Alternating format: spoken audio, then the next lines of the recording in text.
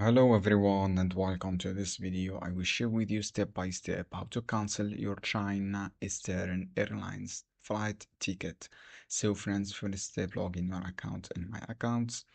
After logging with your own information here, as you can see here, go to Google search for China Eastern cancel flight. Click on this refund policy or click on this one. This is for a cancellation application. You will see this page. From this page, write your ticket number. Make sure write your ticket number, write your flight number and your names, and then click cancel set. This is how you can do. This is a request for cancellation. So friends, as you can see here, log in your accounts here and then choose refund policy, this option, and then you will see this page. Just wait, click on this one, and then you will see this page. From here, you can manage your booking or you can cancel your state. I hope this guide helpful for you. Don't forget, give like and give share this video.